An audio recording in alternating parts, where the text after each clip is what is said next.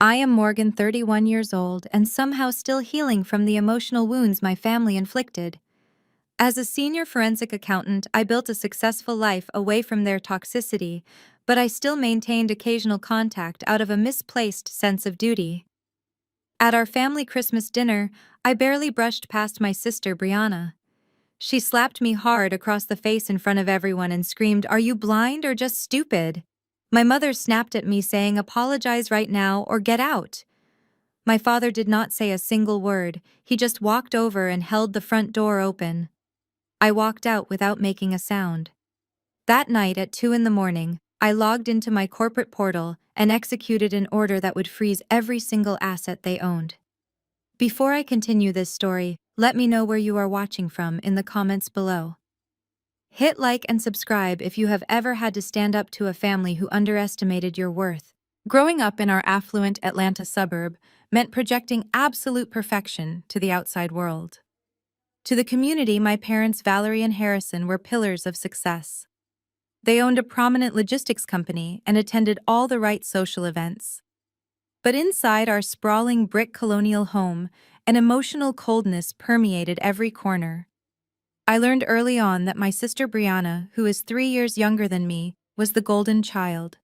She was always draped in designer labels our parents could barely afford, celebrated for her beauty and charm, while my achievements were entirely ignored.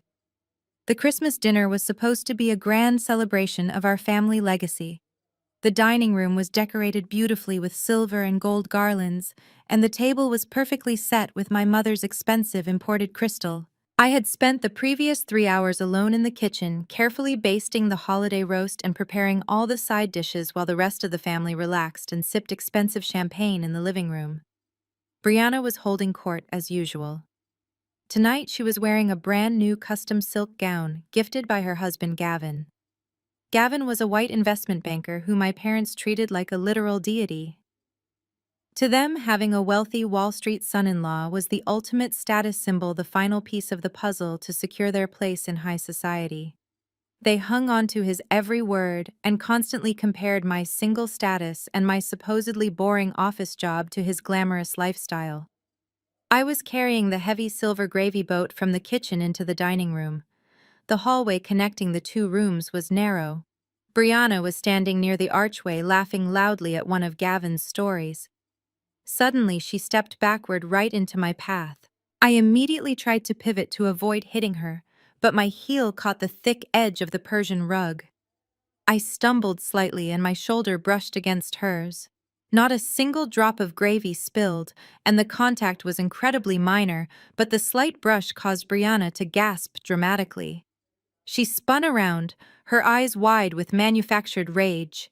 She looked down at the hem of her expensive dress, which was completely untouched and perfectly clean. Then she glared at me. Without a second of hesitation, she raised her hand and struck me fiercely across the face. The sharp crack echoed loudly through the entire dining room. My cheek burned instantly. The room fell completely silent. "Are you blind or just stupid?" Brianna shrieked, her voice bouncing off the high ceilings. "You almost ruined my dress. Gavin paid $4,000 for this silk, and you clumsy idiot, you are just trying to ruin my pregnancy announcement because you are jealous." I stood there frozen, the heavy silver boat still perfectly balanced in my trembling hand, the sting of the slap radiating across my jawline. I looked over at Gavin, who was casually leaning against the mahogany doorframe. A smug and satisfied grin played on his lips as he slowly swirled the drink in his glass. Then I looked at my parents, hoping for just a fraction of support. Valerie rushed forward immediately. However, she did not come to check my burning face or ask if I was hurt. She rushed straight to Brianna to frantically inspect the fabric of her dress.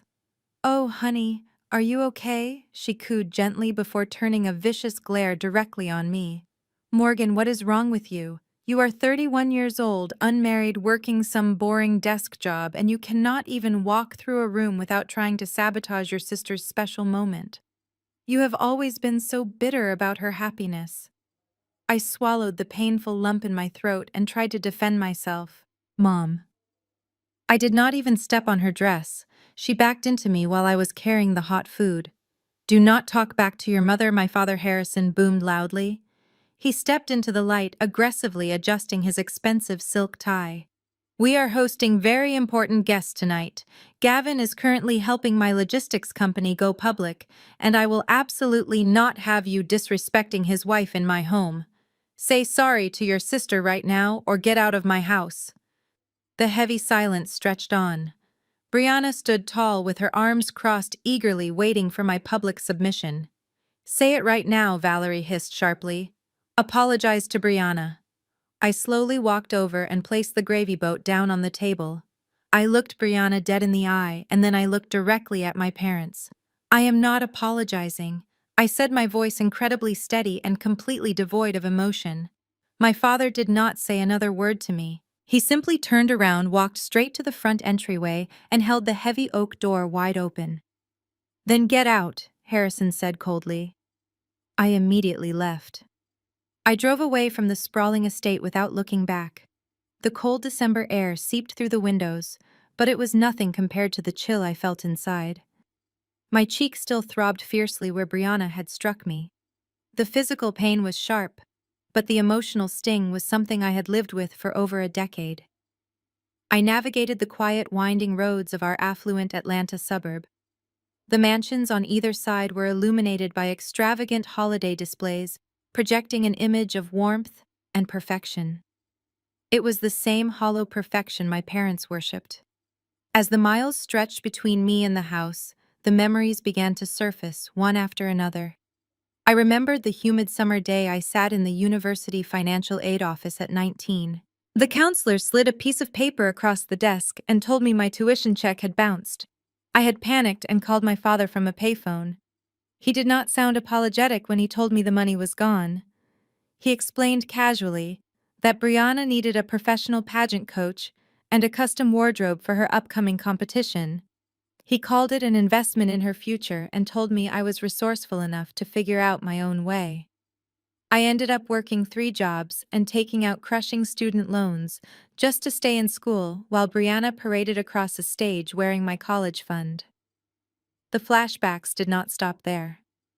I drove onto the empty highway and thought about the day I moved into my first apartment. I was sleeping on a cheap air mattress surrounded by unpacked boxes. My mother Valerie had called me crying hysterically. It was not because she missed me. Brianna had maxed out 2 credit cards on a luxury vacation in Tulum and was facing serious legal trouble overseas. Valerie demanded I wire my entire savings to bail her out. When I hesitated, reminding her that I needed to pay my rent, she accused me of being selfish and trying to destroy my sister's life. I transferred the money that afternoon. I ate plain rice for a month just to keep the lights on. Every milestone I achieved was hijacked by Brianna's manufactured crises. My parents constantly drained my resources, my energy, and my spirit to fund her lavish lifestyle. They saw me as an endless well they could draw from whenever the golden child needed water. They always assumed I was just a low-level clerk, pushing papers at a boring firm. They never bothered to ask about my actual title or what I did every day. If they had paid any attention at all, they would have known I was not a weak paper pusher. I was a senior director of operations at one of the most ruthless debt acquisition firms in the country. My entire career was built on forensic accounting, identifying distressed corporate assets, and aggressively acquiring defaulted commercial loans. I spent my days dismantling fraudulent businesses and executing hostile takeovers. I was the person the major banks called when they needed to recover millions of dollars from people exactly like my father and his golden son-in-law. I guided my sedan off the highway and pulled into a deserted shopping plaza. The parking lot was empty except for a few flickering street lamps casting long shadows across the cracked asphalt. I parked in the darkest corner and left the engine running. The heater was finally blowing warm air, but my hands were still freezing. I reached over to the passenger seat and unzipped my heavy leather work bag. I pulled out my secure corporate laptop and rested it heavily against the steering wheel. I flipped the screen open and the bright glow illuminated the dark interior of my car. I connected to the encrypted mobile hotspot and logged into the firm portal. The high-level security clearance recognized my credentials immediately. I bypassed the standard employee dashboards and went straight to the restricted administrative files. I opened the master folder labeled Harrison Logistics. For the past 6 months, I had been quietly monitoring my parents' business accounts from the shadows. I knew exactly how deep in debt they really were. I knew about the secret commercial loans my father took out to maintain their wealthy image at the country club. I knew about the home equity line of credit they had completely exhausted to pay for Brianna's extravagant wedding. More importantly, I knew they had missed their last 3 consecutive payments on the primary business loan. The bank had quietly sold their defaulted debt to my firm just 2 weeks ago. I stared at the screen, analyzing the exact numbers one last time. They owed millions.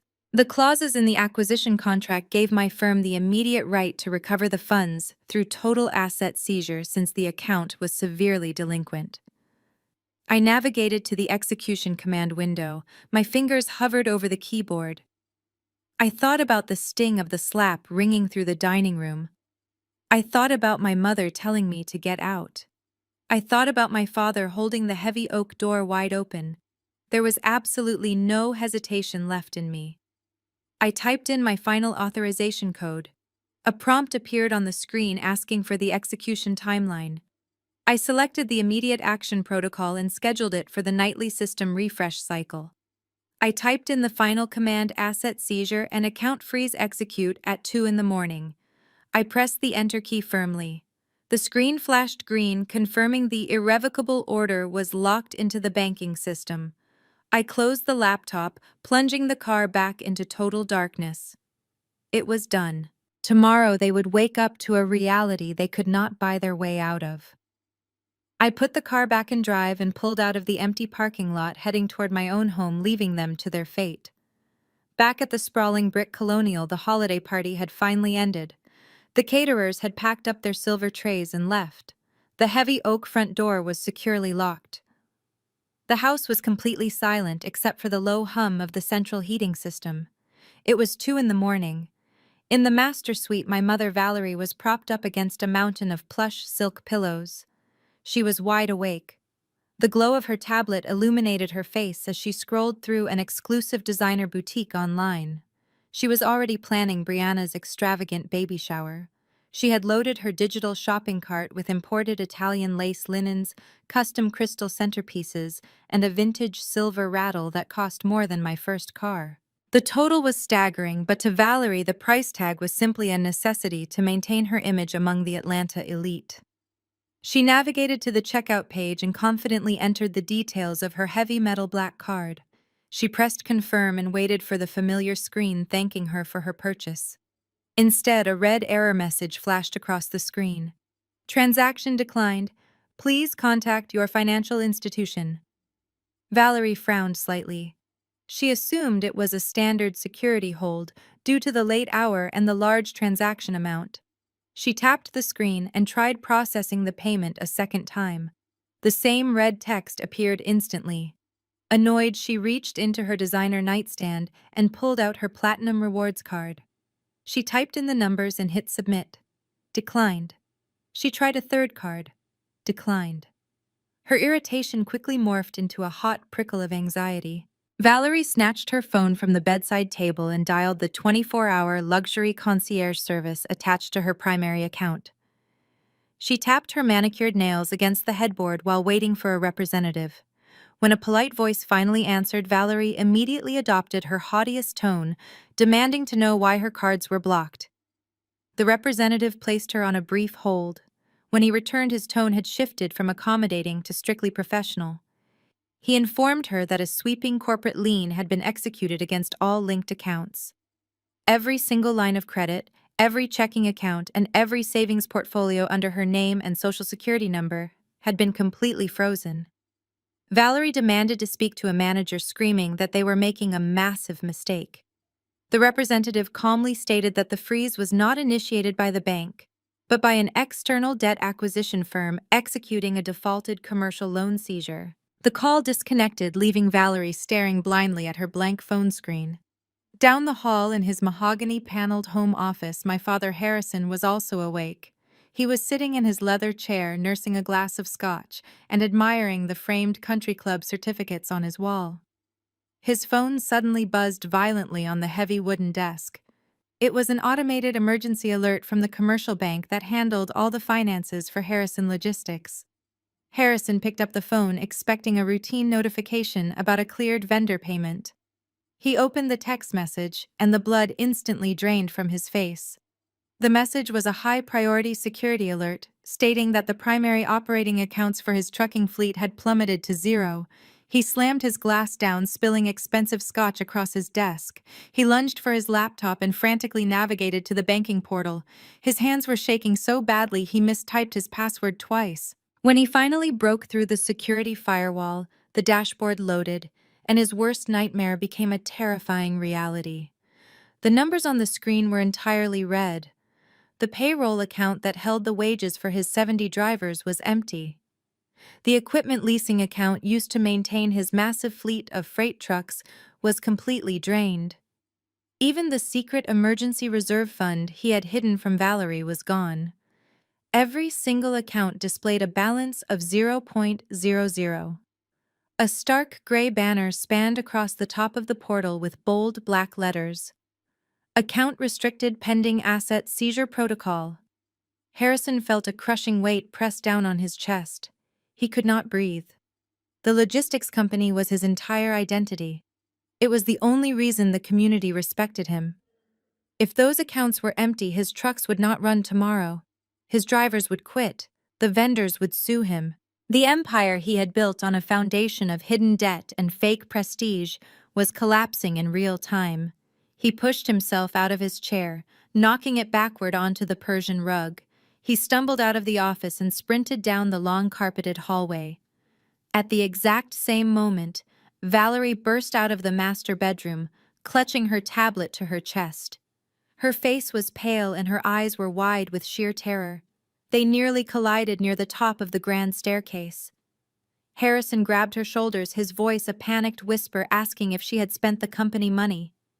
Valerie shook her head frantically, tears ruining her expensive night cream. She told him all her cards were dead and the bank mentioned a corporate lien. The reality of the situation crashed over them simultaneously. The secret was out. The massive commercial loans Harrison had taken out to fund their lavish lifestyle and pay for Brianna's wedding had finally caught up to them. They had spent months dodging the collection notices, hoping Gavin's investments would miraculously save them. Harrison grabbed his phone and desperately scrolled through his contacts. He found Gavin's number and pressed call. He needed his wealthy Wall Street son-in-law to fix this immediately. The phone rang 6 times before going straight to voicemail. Harrison tried again. Another voicemail. He called Brianna next, but her phone was turned off. The panic in the dimly lit hallway escalated into pure hysteria. Valerie collapsed against the wall, sobbing uncontrollably about how she would show her face at church on Sunday if her black card was revoked. She wailed about the country club dues and the car leases. Harrison paced back and forth, pulling at his hair, muttering that it had to be a computer glitch. They were the highly respected Harrison family. Things like this did not happen to them. They were completely oblivious to the fact that their downfall was not a random glitch or a bank error. They had absolutely no idea that the architect of their destruction was the very daughter they had thrown out into the cold just hours before. Every second that ticked by brought them closer to the morning light. The morning meant business hours. It meant the reality of their zero balances would become public knowledge within their professional circles. Harrison imagined the whispers at the country club. He imagined the harsh glare of the bank managers who had previously shaken his hand with respect. He looked at Valerie, who was still clutching her useless credit cards as if they were a lifeline. She was already mourning the loss of her social status before she even understood the full scope of the devastation. They were trapped in a prison of their own making, and the walls were rapidly closing in. They sat together on the floor of their silent mansion, surrounded by expensive things they no longer owned, agonizing over their sudden ruin, and waiting for a miracle from Gavin that would never come. At 6 in the morning, the sun began to rise over the city skyline, casting a warm golden light across my downtown loft. I was standing in my modern kitchen, making a simple pour over coffee. My apartment was quiet and peaceful, and entirely paid for by my own hard work. It was a stark contrast to the absolute chaos I knew was unfolding across town at my parents' sprawling brick colonial. I wore a simple silk robe and watched the city wake up below me, through the floor-to-ceiling windows. I felt no guilt about what I had done. I felt no remorse. For the first time in my 31 years, I felt a profound sense of clarity and absolute control. My phone began to vibrate violently against the cold granite countertop, disrupting the morning silence. The caller ID flashed my mother's name, Valerie. I let it ring 5 times, watching the screen light up the dim kitchen. I slowly picked it up and pressed answer. I did not say hello. I just brought the phone to my ear and listened. "Morgan, you need to get down to your office right now," Valerie shrieked through the speaker. Her voice was shrill, hysterical, and completely unhinged. She did not ask how I was doing. She did not mention the stinging slap I had received from Brianna the night before. She did not apologize for throwing me out into the freezing cold. "There was a computer glitch at the bank overnight and all our accounts are locked," she demanded frantically. "Your father's logistics company accounts are sitting at zero. My black card was declined when I tried to order the imported lace for your sister's baby shower. You work at one of those boring financial processing places, right? Call whoever is in charge of customer service and tell them to fix this immediately. Tell them we are the Harrison family and this error is completely unacceptable. We have country club dues processing today and the leases for the luxury vehicles are due. Fix it now, Morgan." I took a slow, deliberate sip of my black coffee. The rich, dark roast tasted exceptionally good this morning.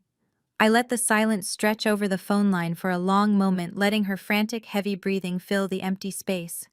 I wanted her to sit in her anxiety. "It is not a computer glitch, Mom," I said, my voice perfectly level and devoid of any emotion. "What are you talking about?" Valerie snapped, her impatience flaring up instantly. "Of course it is a glitch. Do not argue with me, Morgan, just do what I tell you for once in your miserable life. Use your little clerk position to look up the routing numbers and fix the system. Gavin is not answering his phone and your father is having a severe panic attack in the hallway. We need this resolved before the bank opens and people start asking questions." I turned my back to the windows and leaned against the counter. "You really have absolutely no idea what I do for a living, do you?" I asked quietly. "After all these years, you still think I just file papers in a gray cubicle somewhere. You never once asked about my promotions or my degree. I do not have time for your bitter attitude today," Valerie yelled. "Fix the accounts, Morgan, before your father loses his mind." I took a deep breath and finally unleashed the heavy truth I had been holding back for years. I am not a low-level clerk, Mom. I am a senior director of operations at Apex Debt Acquisition. I am a federally certified forensic accountant. I specialize in identifying, investigating, and aggressively acquiring severely defaulted commercial loans from major banks. And exactly 2 weeks ago, my firm purchased the primary commercial debt portfolio for Harrison Logistics. The line went completely dead silent. For several long seconds, the only sound was the faint hum of my refrigerator. When Valerie finally spoke again, her tone was entirely different. It was uncertain, wavering dangerously between confusion and outright denial. "What does that mean?" she asked, her voice trembling slightly. "What are you saying to me right now?" "It means that you and Dad have been lying to everyone in your social circle," I explained smoothly, laying out the facts like clinical evidence. "You have not been wealthy for a very long time. You secretly maxed out the home equity line of credit on the family estate to pay for Brianna's extravagant wedding. You took out predatory commercial loans under the logistics company name just to keep paying your expensive country club memberships. And you stopped paying the commercial bank 3 months ago. Your accounts were classified as severely delinquent toxic debt. So the bank sold your defaulted loans to my firm for pennies on the dollar." "You are lying!" Valerie gasped violently. Her breathing was becoming rapid and shallow. You are just making this up to scare us because you are insanely jealous of your sister and her perfect husband. You do not have that kind of power over us. We are a prominent family. I have all the power, Mom. I corrected her sharply, my voice cutting through her delusions. I was the one who personally audited your financial files. I was the one who saw the fake expense reports Dad submitted to hide the missing money. And last night, while you were happily shopping online for baby gifts, I was the one sitting in my cold car pressing the button to execute the corporate lien. I froze the accounts, Mom. It was not a glitch. It was me. I legally own your debt. Morgan, please. Valerie stammered, the arrogant, commanding edge completely stripped from her voice, replaced by pure, desperate panic. You cannot do this to us. We are your family. Your father is going to lose his entire business. The freight trucks cannot run today without payroll and fuel money. We have absolutely nothing left. You have to log back in and reverse it. I am your mother. I cannot reverse a legally binding federal asset seizure, I replied coldly. And even if I had the authorization to do it, I would not. You made your choices for decades. You chose to drain my college tuition fund to buy Brianna pageant dresses. You chose to force me to empty my savings to bail her out of foreign jails. You chose to throw me out of your house on Christmas Eve for a crime I did not commit, just to protect the fragile ego of your precious white son-in-law. Gavin is going to fix this, Valerie cried out desperately, clinging to her last pathetic shred of hope. He is a brilliant Wall Street investment banker. He will simply transfer the funds from his massive portfolio and pay off whatever we owe your firm. He is going to save us, and you are going to look like a vindictive fool, Morgan. I almost laughed at her incredible blind delusion. You should definitely try calling Gavin again, I suggested lightly, allowing a hint of dark amusement to creep into my tone. But you might have a very hard time getting through to him this morning. He is going to be a little tied up with some unexpected visitors. What do you mean, unexpected visitors? Valerie demanded, her panic spiking to a new extreme. Morgan, what did you do? I did not answer her frantic questions. I took one final sip of my coffee, enjoying the quiet peace of my home. Have a nice morning, Mom, I said, and firmly ended the call. I placed the phone face down on the cold granite counter and waited for the real show to begin. Across town in the grand hallway of the family estate, Valerie stared in sheer disbelief at the blank screen of her phone. She stood frozen, holding the device tightly against her chest, as if trying to squeeze an explanation out of it. Harrison paced relentlessly back and forth, his expensive silk slippers patting softly against the hardwood floor. He repeatedly asked Valerie what Morgan had said, and if the banking glitch was finally fixed. Valerie slowly lowered the phone, her face completely drained of all color. Her voice trembled uncontrollably as she told Harrison that Morgan claimed to own their debt and that the commercial bank had sold the logistics company loans to Morgan's firm. Harrison stopped pacing abruptly. He vehemently refused to believe it, calling it a ridiculous lie, born out of deep-seated jealousy. He insisted that Gavin would fix the entire mess the moment Wall Street opened for business. Valerie desperately needed to hear Gavin's voice to reassure her that their wealthy son-in-law was still their ultimate savior. Her fingers shook violently as she navigated her contacts and pressed the button to call Brianna, hoping she would answer and pass the phone to her husband. The line rang twice before Brianna answered. Her voice was thick with sleep and severe annoyance, demanding to know why her mother was calling at such an ungodly hour. Valerie practically sobbed into the receiver, begging Brianna to wake Gavin up immediately. She babbled incoherently about frozen accounts and Morgan's terrifying threats. Before Brianna could even process the frantic words tumbling out of her mother's mouth, a piercing sound cut through the phone line. Valerie stopped talking and strained her ears. It was the loud, unmistakable wail of heavy sirens. The high-pitched noise grew rapidly louder and more intense until it sounded like it was right inside Brianna's luxury townhome. Harrison leaned closer to Valerie, pressing his ear against the back of the phone.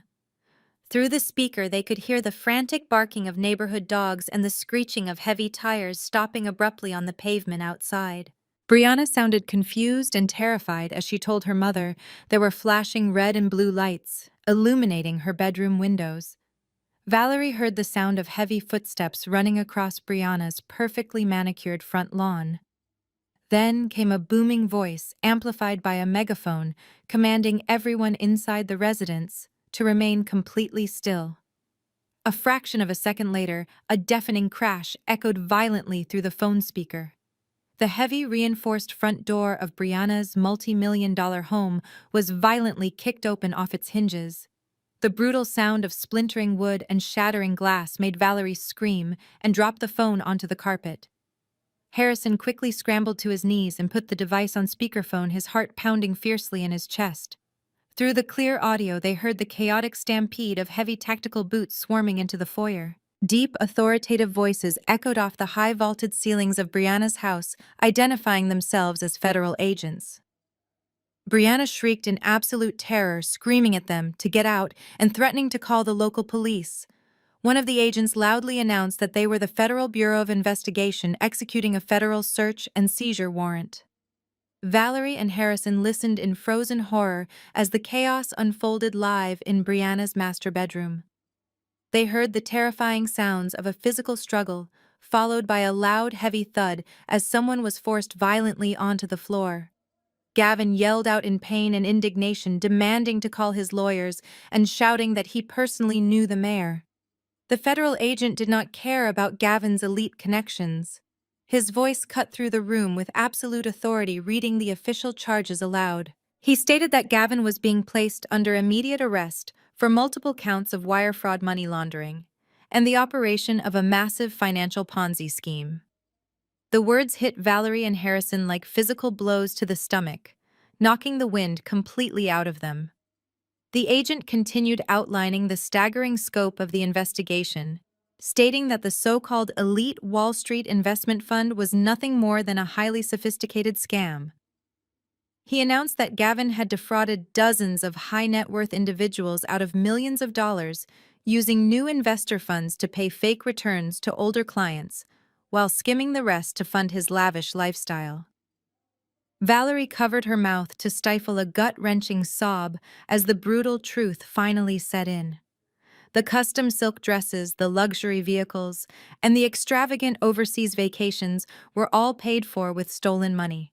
Through the speakerphone, they heard the distinct metallic click of heavy handcuffs locking securely around Gavin's wrists. Brianna was crying hysterically, begging Gavin to tell them it was a horrible mistake. Gavin did not offer any comfort or reassurance to his pregnant wife. Instead, he angrily cursed at the federal agents and demanded his right to remain silent. The grand illusion of the perfect wealthy white son-in-law shattered instantly, leaving behind the pathetic reality of a common corporate criminal. Harrison sat motionless on the hallway floor, staring blankly at the expensive wallpaper. The devastating realization of what this meant for his own business slowly began to suffocate him. He had trusted Gavin completely. He had handed over millions of dollars from his logistics company to Gavin's fake investment fund, believing the promised massive returns would cover his own secret commercial debts. He had illegally mortgaged his family legacy to impress a man who was nothing more than a charismatic thief. Now the money was gone forever. Gavin's fund was an active federal crime scene. And Morgan, the daughter he had thrown out of his house like garbage, was the only person holding the legal rights to his entire ruined empire. The federal agents continued their aggressive raid, tearing through Brianna's pristine home, confiscating computers, hard drives, and boxes of hidden financial documents. Valerie reached down with trembling hands and finally ended the call, cutting off the sounds of her golden child sobbing helplessly in the background. The silence that followed was heavy and suffocating. The morning sun was fully up now, streaming brightly through the large decorative windows of their colonial mansion. But there was absolutely no warmth in the light. The perfectly manicured life they had sacrificed everything to build had been completely obliterated in less than 5 hours. They had absolutely nothing left but their overwhelming, crushing debt and the bitter taste of their own monumental hubris. I stood in my kitchen listening to the distant sounds of the city waking up below me. It had only been a few minutes since I hung up on my mother, but the peace of my morning was already broken again. I placed my empty coffee mug in the sink and turned to walk toward the bathroom to get ready for my workday. Before I could even leave the kitchen, my phone lit up and began to vibrate violently against the cold granite counter. The caller ID flashed a picture of Brianna. It was a professional headshot she had taken for her luxury cosmetics brand. Her perfect blonde hair and bright smile looked completely absurd considering the brutal reality of her current situation. I picked up the phone and pressed the green button to answer. The sound of sheer hysteria poured out of the speaker the moment the call connected. Brianna was hyperventilating and sobbing so violently she could barely form a complete sentence. Her voice was completely unrecognizable, distorted by pure panic and uncontrollable rage. When she finally managed to catch her breath, she unleashed a torrent of vicious accusations directly at me. She screamed that I was a sick, jealous monster who could not stand to see her happy. She accused me of forging financial documents and calling federal agents to ruin her life. She yelled that I had always hated Gavin because he was successful and I was not. She demanded that I call the authorities right now and confess that I made the whole thing up just to destroy her pregnancy announcement. I stood perfectly still and let her scream. I did not interrupt her frantic meltdown. Through the speaker, I could hear the terrifying sounds of federal agents actively tearing her house apart in the background. I heard heavy doors slamming open and muffled authoritative voices giving strict orders to catalog evidence. I heard the sharp sound of glass breaking as someone carelessly dropped something in their aggressive search. Brianna kept crying and telling me that Gavin was a good man and a brilliant investor who simply made a few minor administrative errors.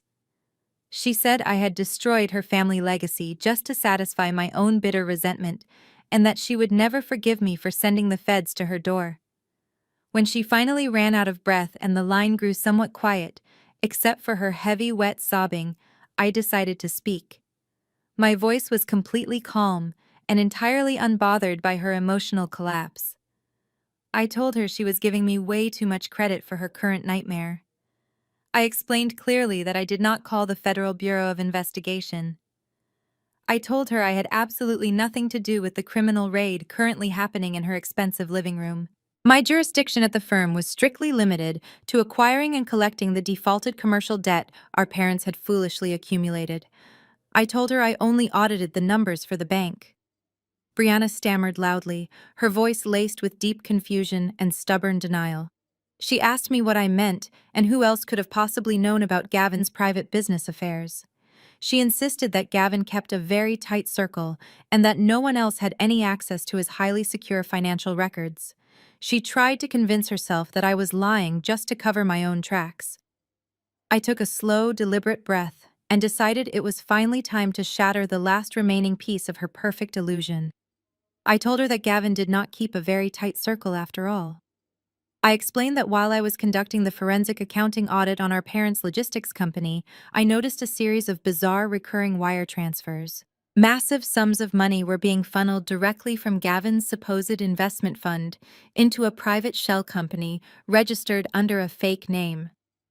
From there, the stolen money was being used to pay the expensive monthly lease on a luxury high-rise penthouse in Midtown Atlanta. I made sure to emphasize that it was not a corporate office space, but a highly exclusive residential apartment. I heard Brianna stop breathing on the other end of the line. The crying completely ceased. I continued speaking, laying out the brutal facts without a single shred of sympathy. I told her that the penthouse was occupied by a 22-year-old girl named Chloe. She was a former bottle service waitress Gavin had met at an exclusive nightclub 2 years ago. I explained that Gavin had been fully supporting her for 24 months, paying her rent, buying her expensive designer bags, and taking her on secret tropical vacations, while Brianna was busy planning her fake high society charity events. Brianna let out a choked, pathetic gasp and denied it instantly. She whispered weakly that Gavin loved her and would never cheat on her. She tried to say he worked late hours to provide for their future baby and their perfect life together. I did not let her sink into the comfort of her delusion. I told her the truth was much worse than just simple infidelity. I explained that when Gavin's fraudulent schemes started to inevitably collapse, he panicked. He needed every single dollar he could find to pay off the angry early investors who were aggressively demanding their money back. So 3 months ago, he abruptly stopped paying Chloe's rent. He cut off all her luxury credit cards and entirely stopped answering her phone calls. He thought she was just a dumb, naive girl he could easily discard without any consequences.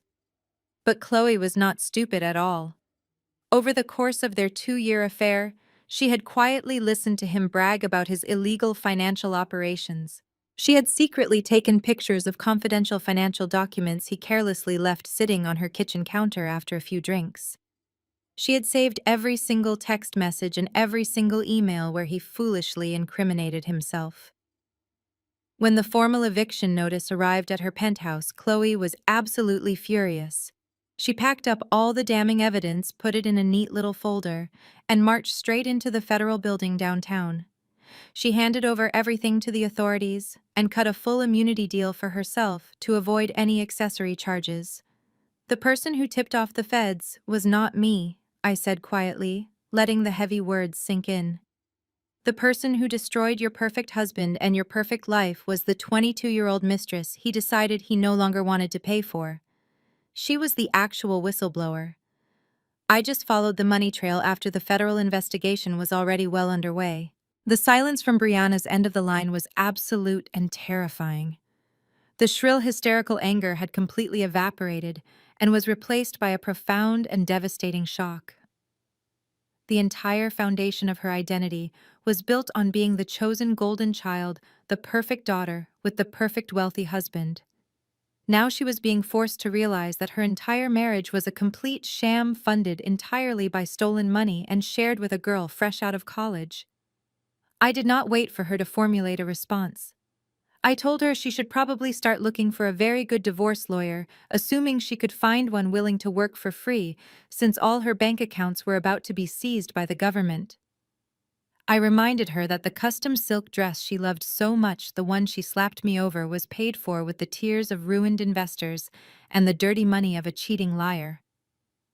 I ended the call right there and turned my phone completely off.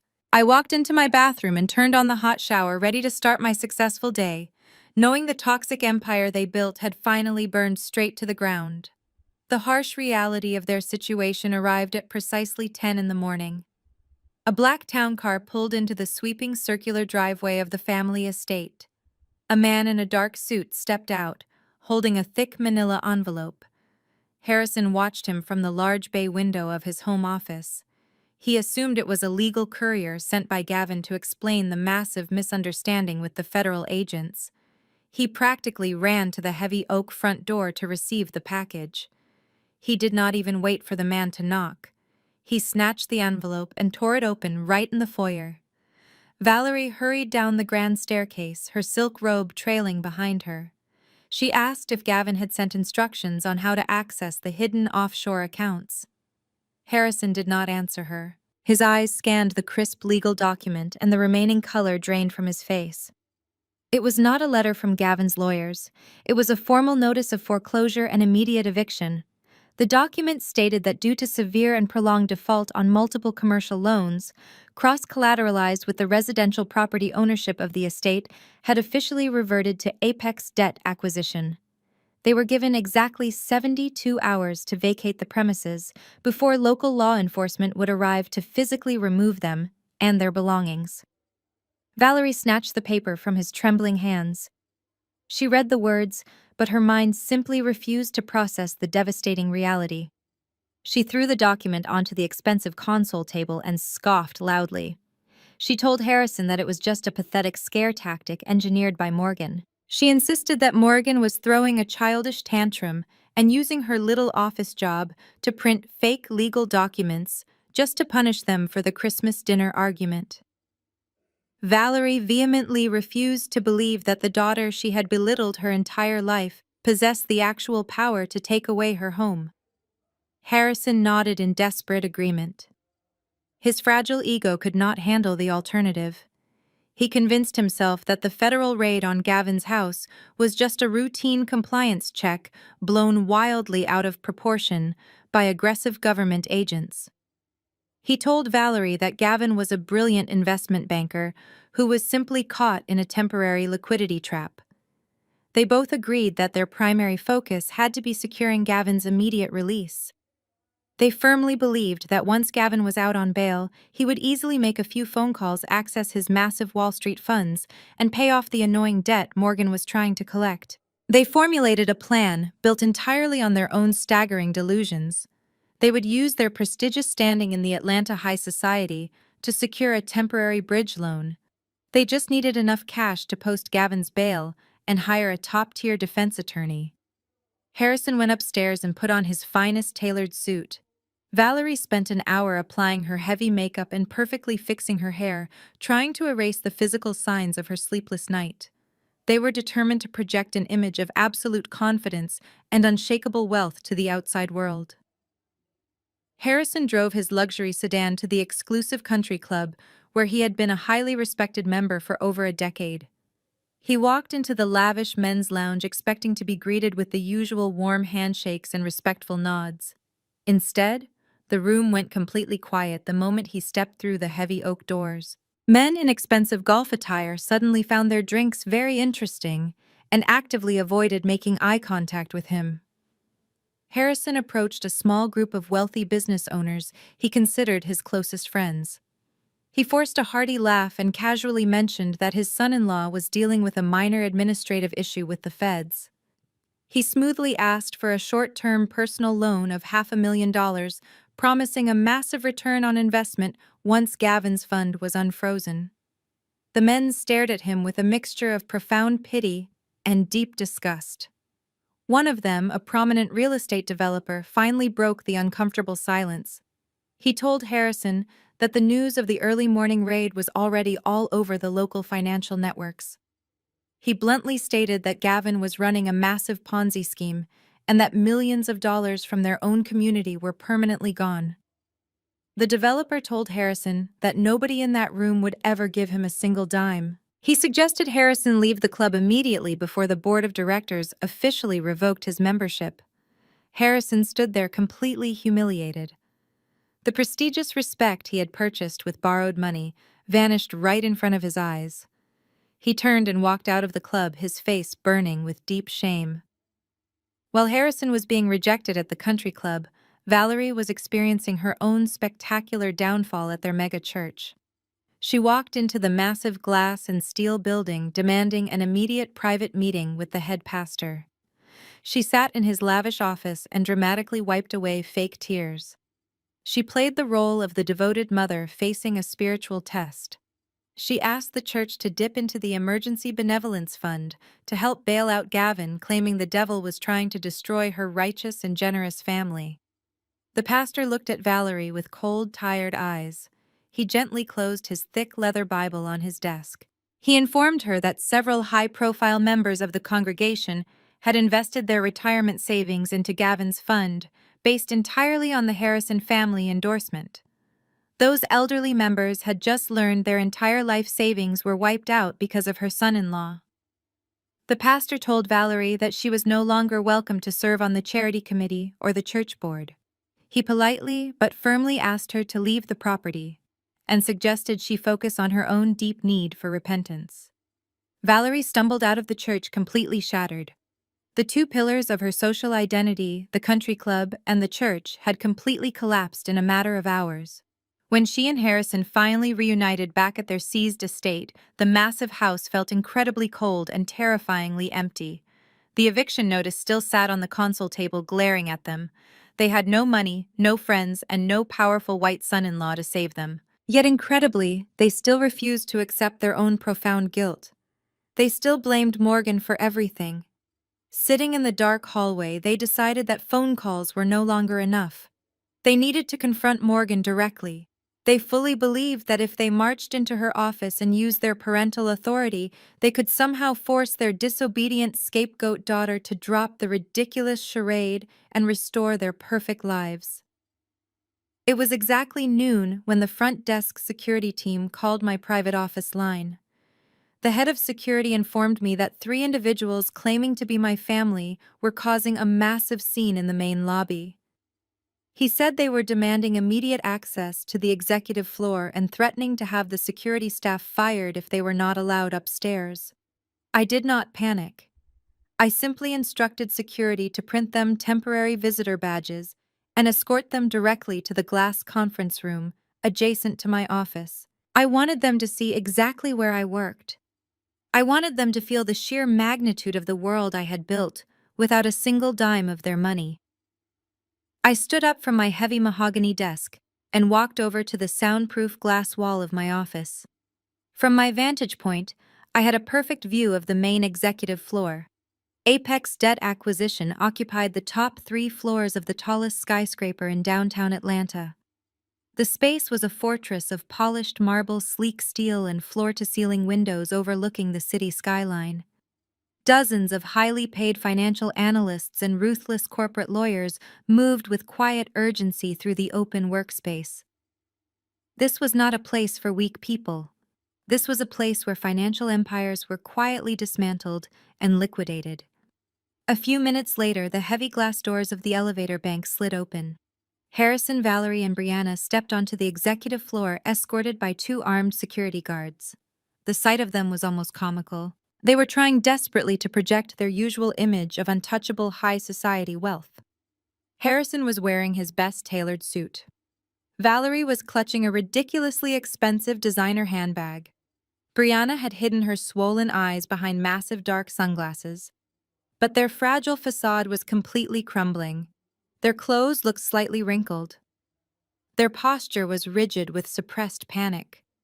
They looked exactly like what they were, which was desperate debtors facing absolute ruin. They stopped in the middle of the busy floor, completely disoriented by their surroundings. They had always pictured me working in some dingy cubicle farm filing paperwork for a middle manager. Instead, they found themselves standing in the nerve center of a multi-billion-dollar financial institution. Valerie looked around with wide eyes, taking in the original modern art on the walls and the expensive custom furniture. I could see the profound confusion washing over her face. This environment completely shattered the pathetic narrative she had carefully constructed about my life. Brianna nervously adjusted her designer maternity coat, realizing that her entire luxury brand could probably be bought and sold by the administrative assistants working on this floor. Before they could spot me behind the tinted glass of my office, my executive assistant Marcus approached them. Marcus was a sharply dressed former corporate litigator who did not tolerate any nonsense. He politely asked them to wait in the conference room. Harrison immediately puffed up his chest and tried to use his booming, authoritative voice.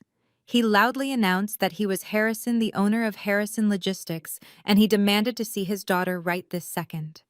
He spoke to Marcus as if he were a lowly servant meant to be ordered around. Marcus did not even blink. He simply checked his digital tablet and calmly stated that Harrison Logistics was currently in active receivership and under federal review. He then coldly informed my father that loud voices were strictly prohibited on the executive floor. The surrounding analysts and lawyers briefly looked up from their screens, casting annoyed and pitying glances at my family. In their country club, Harrison was a king, but on my floor he was just another defaulted account number causing a minor disturbance. The sheer embarrassment instantly deflated him. He closed his mouth and silently followed Marcus into the glass conference room. I took my time before going in to meet them. I picked up a thick financial dossier containing every single detail of their ruined lives. I smoothed out my tailored designer suit. I had paid $5,000 for it, and it commanded absolute authority. I walked out of my private office and made my way across the open floor. As I walked, several senior partners stopped to greet me with genuine respect. The head of the legal department asked for my approval on a massive corporate merger. The chief financial officer nodded to me, calling me director. I handled their questions effortlessly, displaying my undeniable power right in front of the glass conference room where my family sat waiting. Through the glass, I watched Valerie and Brianna observing me. Their mouths were slightly open in sheer disbelief. They watched powerful older men in expensive suits defer to me for final decisions. They watched me command the entire room without raising my voice. For 31 years, they had treated me like I was completely invisible. They had convinced themselves that I was nothing more than an ungrateful disappointment who envied their perfect lives. Now they were trapped in a glass box, being forced to witness the terrifying reality that I was vastly more successful and powerful than Gavin and Harrison combined. I finally turned the handle and pushed open the heavy glass door of the conference room. The atmosphere inside was thick with tension and the smell of my mother's heavy, expensive perfume. They all stood up simultaneously, as if driven by some lingering instinct to assert dominance. Brianna ripped off her sunglasses, her eyes red and furious. Harrison opened his mouth to start shouting his demands. Valerie stepped forward, raising her hand to point an accusing finger directly at my face. I did not let any of them speak. I walked to the head of the long, polished table and dropped the heavy financial dossier onto the surface with a loud, resounding thud. I did not offer them a seat. I did not offer them coffee. I looked at the three of them with the exact same clinical detachment I used when assessing a bankrupt corporation. "You have exactly 5 minutes to state your business," I said, my voice ice cold and echoing slightly in the large room. "And before anyone decides to raise their voice, remember that you are standing in my building. You are sitting in my conference room, and I am the person holding the legal title to every single thing you own. Start talking." Harrison slowly lowered himself into one of the expensive leather chairs at the table. He looked small for the first time in his entire life. The booming confidence he had used to intimidate me since I was a child was completely gone. He cleared his throat loudly, trying to muster whatever shreds of dignity he still possessed. He leaned forward and placed his hands flat on the polished table. He told me that this had gone far enough, and that I had successfully made my point. He said he understood that I was angry about the dinner last night, but that business and family should never be mixed. He demanded that I immediately sign the paperwork to forgive the corporate debt and release the lien on the family estate. He said I owed it to the Harrison legacy. He insisted that the logistics company was the foundation of our entire family, and that letting it collapse would destroy generations of hard work. He told me it was my fundamental duty as his daughter to protect our prestigious name in the community. I sat perfectly still and let his ridiculous demands wash over me. I did not blink. I did not interrupt him. I just stared at him with complete professional detachment. The sheer audacity of his request was almost fascinating. He really believed that the concept of family legacy meant something to me after he had spent 31 years actively excluding me from it. When I did not immediately respond to his demands, Valerie decided it was her turn to try a different tactic. She reached into her designer handbag and pulled out a delicate lace handkerchief. She pressed it against the corners of her eyes, squeezing out a few strategic tears. She let out a dramatic, trembling sigh and began her classic routine of emotional manipulation. She told me she was deeply hurt by my cold behavior. She said she could not understand how I could be so cruel and vindictive to the people who gave me life. She started recounting all the supposed sacrifices she made to raise me. She painted a completely fictitious picture of a devoted mother who gave up everything for her ungrateful child. Valerie looked right into my eyes and tried to gaslight me in front of my own staff. She said I was always a difficult and distant child, but that she had loved me anyway. She claimed she spent countless sleepless nights worrying about my future because I was so antisocial and stubborn. She completely erased the reality of my childhood, where I was forced to cook my own meals, do my own laundry, and pay for my own school supplies, while she took Brianna on luxury shopping sprees. She spoke softly and sweetly, trying to weaponize the concept of motherhood against me. She begged me to remember the times she held me when I was sick, completely ignoring the fact that the person who usually took care of me was our underpaid housekeeper. Then she shifted her focus to the real reason they were sitting in my office. She reached across the wide table and pointed a trembling finger at Brianna. Brianna was sitting rigidly in her chair, staring blankly at the wall, unable to even look me in the eye. Valerie begged me not to ruin Brianna's life. She said Brianna was going through a horrific trauma right now, and that the federal raid on her home was a tragic misunderstanding. She pleaded with me to release the funds so they could hire a premium defense attorney for Gavin. She told me Brianna was pregnant and that the stress of losing her home and her husband could harm the baby. She said I could not possibly be heartless enough to punish an innocent unborn child just because I was holding on to some petty childhood grudge. Valerie kept talking, her voice growing more frantic and high-pitched as she realized her emotional performance was not working. She said I had my successful career and my beautiful office, and that I did not need the money. She told me to be the bigger person and save the family. She said if I just signed the papers right now, they would welcome me back into the fold, and we could be a real family again. She offered me the conditional love I had spent my entire life craving, like it was a cheap bargaining chip. I listened to every single manipulative word they said. I watched my father try to command me, and my mother try to guilt me. I looked at my sister, who still felt entirely entitled to the money I had earned.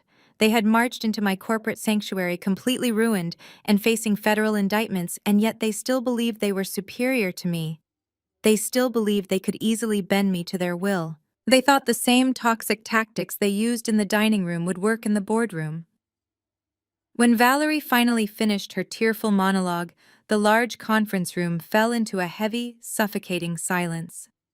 The faint sounds of the busy executive floor outside the glass walls only highlighted the intense quiet inside the room. They all watched me eagerly, waiting for me to break down, apologize, and hand them back their stolen empire. They expected me to cave under the heavy weight of family obligation. I slowly leaned back in my executive chair. I rested my hands on the thick financial dossier sitting on the table. I did not feel a single ounce of guilt. I did not feel any residual desire for their approval. The scared little girl who used to seek their validation was completely dead. The woman sitting in front of them was a senior director who ruthlessly acquired toxic assets for a living. And they were the most toxic assets I had ever encountered. I looked at Valerie and told her that her performance was incredibly moving but entirely useless. I told her I was not going to release a single dime of the frozen funds. I told Harrison that the Harrison legacy was nothing more than a carefully constructed lie funded by predatory loans and criminal fraud. Then I calmly reached into my suit pocket and pulled out my secure corporate smartphone. I placed it face up on the polished wood table right next to the thick file. I told them they were both incredible liars, but that their biggest lie was not about me. It was about Gavin.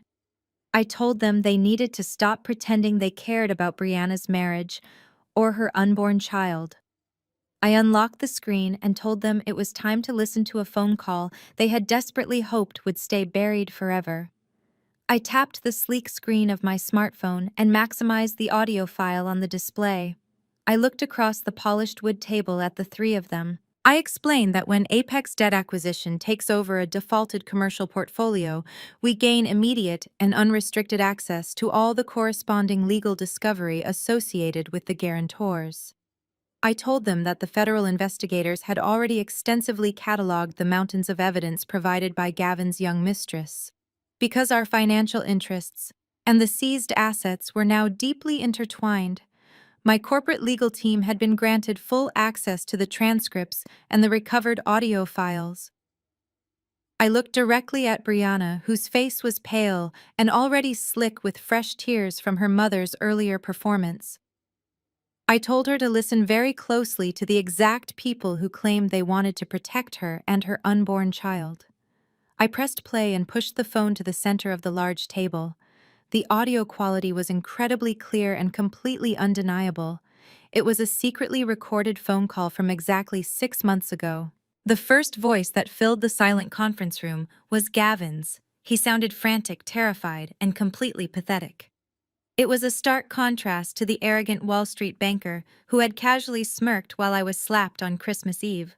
On the recording, he was hyperventilating and begging my parents for help. Then my father's deep booming voice came through the speaker. Harrison was not yelling at Gavin for betraying his youngest daughter. He did not sound angry on her behalf. Instead, he sounded deeply annoyed and strictly calculating. Gavin confessed on the recording that Chloe, his 22-year-old mistress, was actively threatening to go public with their affair. He admitted that the girl wanted a massive financial payout to stay quiet and disappear. Sitting in the conference room, Brianna let out a quiet, suffocating gasp and covered her mouth with both hands. Her eyes darted wildly between the phone and our parents. But the worst part of the audio was not Gavin's pathetic confession. It was my mother's immediate response. Valerie's voice echoed from the phone, smooth, cold, and ruthlessly practical. She told Gavin to calm down and stop crying like a frightened child. She explicitly told him that Brianna could never find out about the girl. Valerie said on the recording that a messy public divorce would absolutely destroy the Harrison family reputation in their exclusive African-American elite circle. She actually called Brianna naive and said it would be easier to just manage the situation quietly rather than deal with her daughter's emotional breakdown. The recording continued to play ruthlessly, tearing down every single lie my parents had ever built. Gavin then admitted the darkest truth of all. He told my parents that he did not have the cash to pay the mistress because his elite investment fund was completely insolvent. He confessed openly to my parents that he had been running a Ponzi scheme falsifying the return statements for over a year. He told them that the federal authorities would inevitably notice the missing millions if he liquidated any more client assets. I watched my father's face turn a sickly shade of gray as his own recorded voice responded to the shocking confession of a massive federal crime. On the tape, Harrison did not threaten to call the police. He did not demand that Gavin pack his bags and leave his pregnant daughter immediately. Instead, Harrison offered a criminal solution. He told Gavin that he would secretly take out a massive predatory commercial loan against the family logistics company. Harrison promised to funnel the borrowed millions directly into Gavin's failing fund under the guise of a legitimate corporate investment. Valerie eagerly agreed on the recording, stating that the money would be enough to pay off the mistress and temporarily satisfy the angry initial investors until Gavin could secure new wealthy clients from their country club. They literally conspired to mortgage our family legacy and commit federal financial fraud just to keep up false appearances. They were willing to risk everything, just to ensure they still had a wealthy white son-in-law to parade around at their church events. I reached forward and pressed pause on the glowing screen. The sudden silence in the conference room was heavier and more suffocating than I had ever experienced. Brianna was staring at our parents with wide, unblinking eyes. The grand illusion of being the golden child was completely shattered into a million jagged pieces. She realized in that exact agonizing moment that she was never truly loved or protected by them. She was just a beautiful, convenient prop they used to secure their high society status. When Gavin became a massive liability, they did not protect her at all. They protected the public image of her perfect marriage. They knowingly left her in a fake relationship with a desperate criminal who was funding a mistress with stolen money. Brianna slowly stood up from her expensive leather chair, her entire body trembling violently. She looked at Valerie, who was staring down at her own lap, entirely unable to make eye contact with the daughter she had just claimed to fiercely protect. Brianna asked them how they could possibly do this to her. Her voice was barely a whisper, but it carried immense pain. She asked how they could smile in her face every single day, plan her baby shower, and talk about family values, knowing her entire life was a disgusting lie built on stolen money and infidelity. Harrison opened his mouth and weakly raised his hand to formulate a pathetic excuse, but he had absolutely nothing to say. The undeniable proof of his betrayal was still echoing off the glass walls. I picked up my phone and slipped it smoothly back into my tailored suit pocket. I looked at the three broken people sitting in my boardroom and told them that their desperate pleas for family loyalty were completely worthless. I told Harrison that he had deliberately ruined his own logistics company with his massive ego. I looked at Valerie and told her she had willingly sold her own daughter's happiness and safety just to maintain a fake smile and a front row seat at church. I placed both hands firmly on the table and leaned forward. I coldly instructed them to gather their things and get out of my building immediately before I called my security team to physically drag them out into the street. But before any of them could even move toward the exit, the heavy glass door of the conference room was suddenly shoved open. The heavy glass door of the conference room was suddenly shoved open, hitting the metal doorstop with a loud crash. My security team was standing right behind the intruders, looking ready to physically tackle them to the ground, but I raised my hand, signaling the guards to stand down. Walking into my boardroom with an arrogant swagger that completely defied his current legal situation was Gavin. He was no longer wearing the pristine tailored tuxedo from the Christmas dinner. He was wearing the wrinkled dress shirt and slacks he had been arrested in just hours earlier. The faint red indentations from the federal handcuffs were still clearly visible on his wrists. But despite looking slightly disheveled, he did not look like a man who had just been busted for a massive financial crime. He looked incredibly smug. Right behind him was a man wearing an aggressively expensive pinstripe suit, carrying a sleek leather briefcase. The man had slicked back hair and the cold, calculating eyes of a high-priced defense attorney who specialized in keeping wealthy criminals out of federal prison. Gavin walked right past my parents and Brianna. He did not look at his pregnant wife. He did not offer a single word of comfort to the woman whose house had just been raided by the feds because of his lies. He walked straight up to the opposite end of the long polished table and stared directly at me. For a brief, pathetic moment, my parents actually thought he was there to save them. Harrison stood up from his leather chair, his eyes widening with desperate hope. He called out Gavin's name, asking if the horrible recording was just a misunderstanding and begging him to fix the mess with my firm. Gavin did not even turn his head to look at my father. He simply told the old man to shut his mouth and sit down because the adults were doing business. The absolute sheer disrespect in his voice hit Harrison like a physical blow. The wealthy white son-in-law he had worshipped and sacrificed his own daughter for was treating him like a nuisance on the street. Harrison slowly sank back into his chair, completely broken. Gavin rested his hands on the polished wood and let out a loud, grating laugh. The sound echoed off the glass walls of my office. He looked at me and slowly clapped his hands together 3 times in a mocking gesture. He told me I had put on a fantastic show. He said he was genuinely impressed that the quiet little sister who always faded into the background had managed to climb the corporate ladder at a ruthless place like Apex Debt Acquisition. He admitted that buying the defaulted commercial loans of my parents' logistics company was a very clever move. But then his smile twisted into a vicious sneer. He told me I was completely out of my league and that I should have stayed in my lane. The slimy lawyer stepped forward and unlatched his leather briefcase. He pulled out a single thick document printed on heavy legal paper and slid it across the long table. It stopped right in front of my hands. Gavin leaned forward and told me that his elite Wall Street connections were much stronger than a simple federal raid. He proudly announced that a silent partner had already posted his massive bail, and that he had absolutely no intention of ever sitting in a prison cell. He then pointed a finger at the document sitting in front of me and told me to read it carefully before I started celebrating my hostile takeover of the family estate.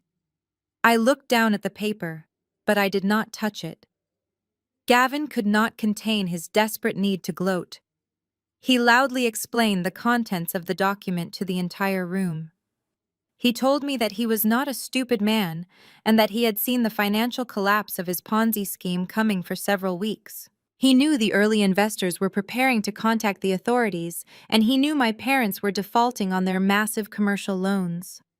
So 30 days ago, he took action to protect his most valuable asset. He smugly revealed that he had executed a quiet title transfer on the sprawling colonial mansion. He had moved the legal deed of my parents' historic estate out of their names and directly into an anonymous offshore trust based in the Cayman Islands. My parents gasped in absolute horror. Valerie started crying uncontrollably, realizing that the home she prized above everything else was completely gone. Gavin laughed at their pain. He looked at me with cold, triumphant eyes and explained the legal reality of my situation. He said that because the house was now securely shielded by international corporate privacy laws, my debt acquisition firm could not touch it. He told me that international trusts are virtually impenetrable to domestic collection agencies, and that I had just wasted millions of dollars buying a completely worthless portfolio of unsecured debt. He boasted that he had completely outsmarted me and successfully stolen the only asset of real value right out from under my nose. Brianna let out a pathetic whimpering sound and reached her hand out toward Gavin. She called his name and asked what was going to happen to her and their baby now that the house was gone. Gavin finally looked at her. His eyes were devoid of any love or warmth. He looked at her like she was a piece of trash stuck to the bottom of his shoe. He casually told her that he would be having his lawyer file for divorce first thing in the morning. He said she was only useful to him when her family had money and prestige to offer him. Now that they were completely bankrupt and publicly disgraced, she was nothing but a heavy burden. He told her to enjoy living in a cheap apartment with her pathetic parents. Brianna collapsed forward onto the table, sobbing so violently she could barely breathe. Gavin did not care. He turned his attention back to me, flashing a perfectly white, arrogant smile. He told me I was just a bitter, lonely woman who tried to play a high-stakes game against a master and lost everything. He told me to have fun trying to collect pennies from my ruined parents, because that was all I was ever going to get. He buttoned his wrinkled suit jacket, turned around and walked out of the glass conference room with his lawyer right beside him. They left the heavy door wide open behind them. The silence that rushed back into the room was deafening, broken only by the sound of my sister weeping and my mother hyperventilating. They all slowly turned their heads to look at me. They expected me to look defeated. They expected me to be furious that Gavin had slipped through my fingers and humiliated me in my own building. They thought I was completely cornered and that my entire master plan had just failed spectacularly. I sat perfectly still in my executive chair, looking down at the offshore deed transfer document sitting on the polished wood. I did not frown. I did not show a single trace of panic. I just slowly reached out and picked up the paper. 3 weeks later, the heavy oak doors of the federal bankruptcy court swung open. The air inside the building was completely sterile and suffocating. The courtroom itself was a massive chamber of dark mahogany and green leather designed specifically to intimidate anyone who stepped inside. The high ceilings echoed with the quiet murmurs of clerks and federal marshals. I walked down the center aisle wearing a sharp charcoal gray suit, carrying a single heavy black leather briefcase. I did not look at the gallery benches or the spectators. I walked with absolute purpose and took my seat at the long, polished table designated for the primary secured creditors. The empty chair next to me highlighted exactly how isolating this process was, but I did not care. I was completely in my element. A few minutes later, the heavy doors opened again, and Gavin walked in. He was wearing a custom-tailored navy blue suit that probably cost more than most working families make in an entire year. His aggressively expensive defense attorney was walking right beside him, carrying a thick stack of manila folders.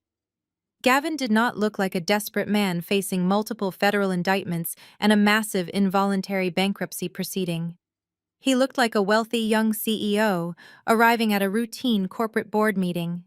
He leaned over and whispered a joke to his lawyer, and they both chuckled softly, ignoring the gravity of the room.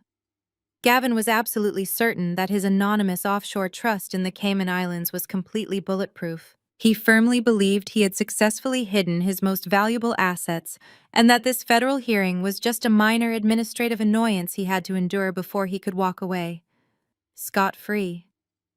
Right behind Gavin walked my parents.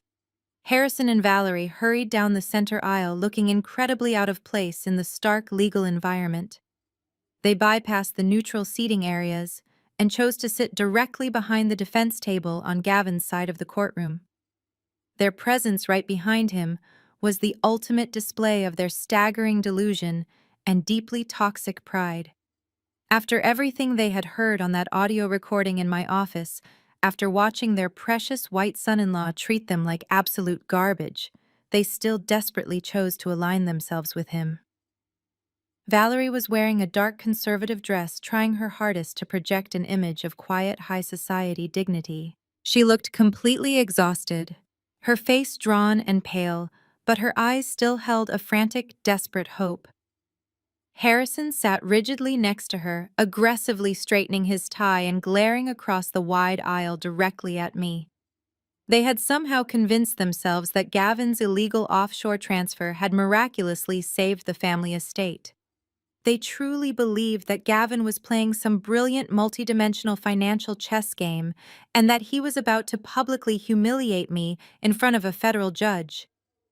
They wanted him to put me in my place so badly that they were entirely willing to ignore the glaring fact that he had destroyed their business, their reputation, and their daughter's marriage. Brianna was noticeably absent from the courtroom.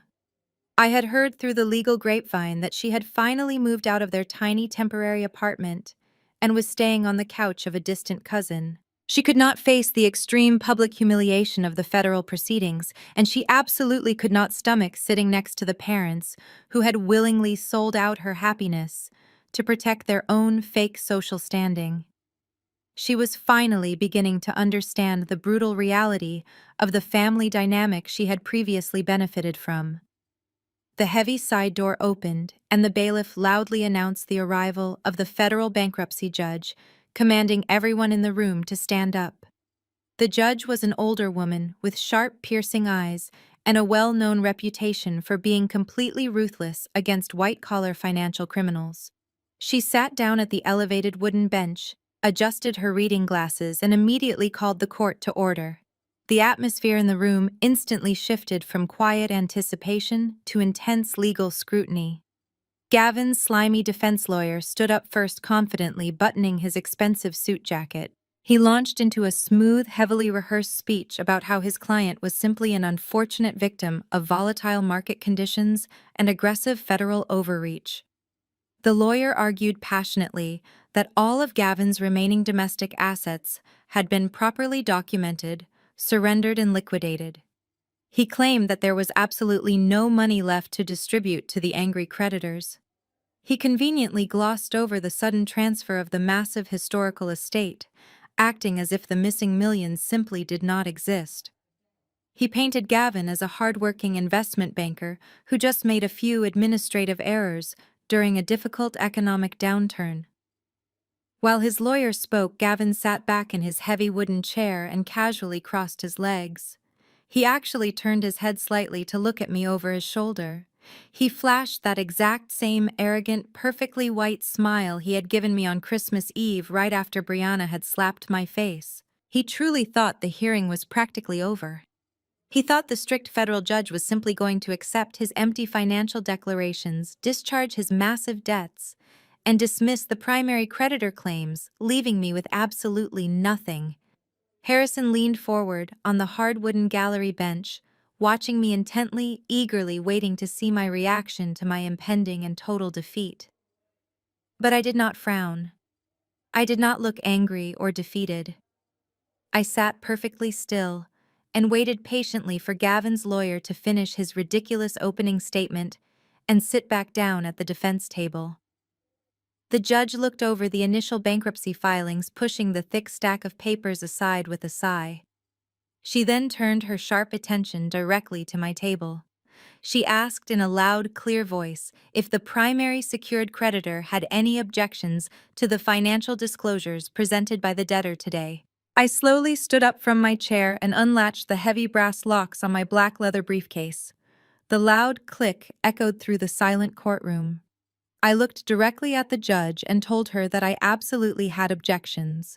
I announced that I was not just standing there as a frustrated creditor, but as a sworn federal forensic accounting expert acting on behalf of the United States government.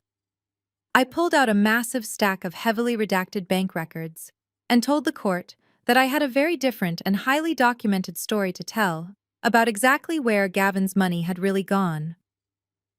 The federal judge adjusted her glasses and leaned forward, peering down at me from the elevated wooden bench. She asked me to state my full name and professional title for the official court record. I stood tall and spoke clearly into the microphone. I stated my name and identified myself as the Senior Director of Operations at Apex Debt Acquisition and a federally certified forensic accountant acting as a special financial expert for the prosecution. The moment those words echoed through the silent courtroom, Gavin's slimy defense attorney jumped up from his expensive leather chair. He loudly objected, claiming a massive conflict of interest. He told the judge that I was the debtor's sister-in-law and that my testimony was nothing more than a bitter personal family vendetta. The judge did not even look at him. She calmly reviewed the federal appointment documents sitting in front of her and overruled the objection immediately. She stated that my credentials were fundamentally impeccable and that my firm held the primary legal claim over the seized commercial assets. She ordered me to take the witness stand and proceed with my financial breakdown. I picked up my heavy black briefcase and walked slowly across the completely silent courtroom. I could feel the burning, terrified stares of my parents boring into the back of my neck, but I did not acknowledge them at all. I walked right past the defense table where Gavin was sitting. The arrogant, confident smirk had completely vanished from his face. He was finally realizing that I was not there to argue about petty family dynamics or ruined Christmas dinners. I was there to clinically and legally dissect his entire life under federal oath. I took my seat in the wooden witness box, raised my right hand, and swore to tell the whole truth. I opened my briefcase and pulled out 3 thick, heavy binders filled with highlighted bank records, wire transfer logs, and encrypted offshore communications. I arranged them neatly on the wooden ledge right in front of me. The federal prosecutor approached the stand and asked me to clearly explain the true structural integrity of Gavin's supposed Wall Street investment fund.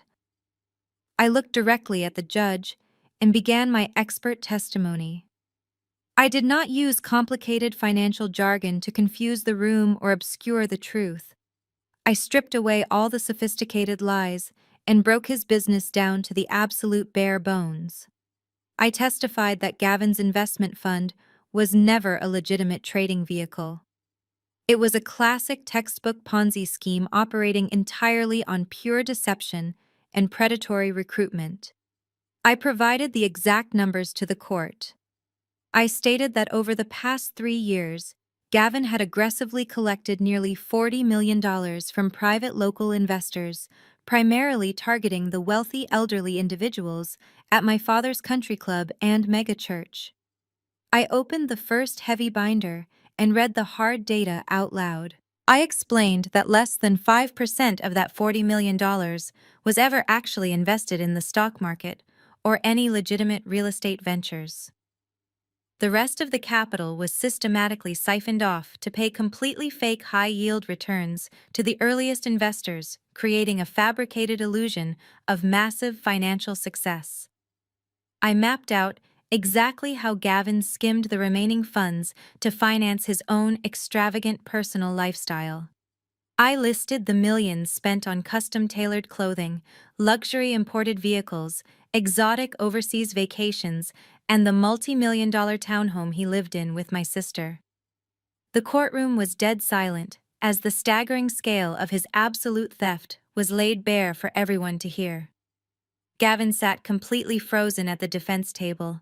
His face was pale, and his jaw was clenched so tight, the muscles in his cheek twitched visibly. His expensive defense attorney looked frantically through his own legal files, desperately trying to find a technical loophole in my testimony, but there was absolutely nothing he could do.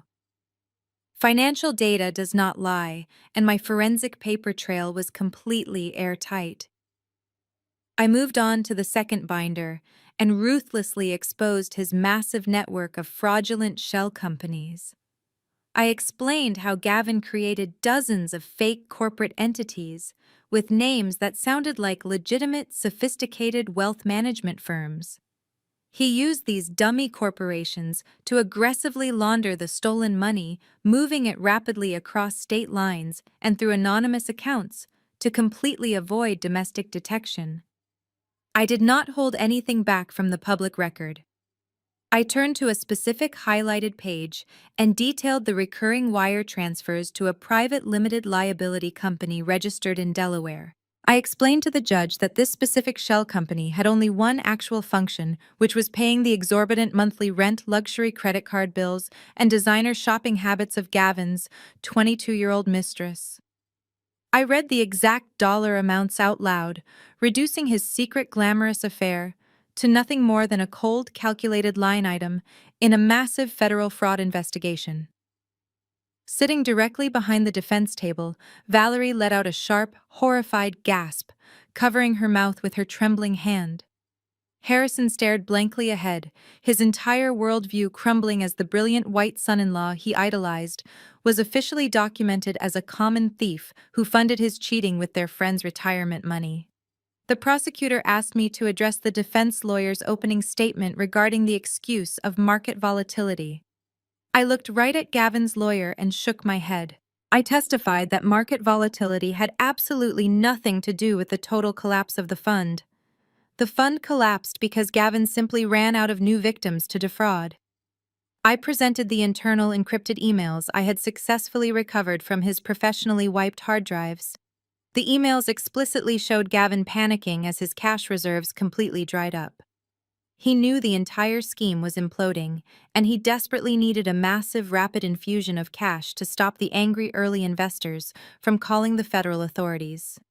This was the exact moment I tied my parents directly into his dark web of criminal destruction.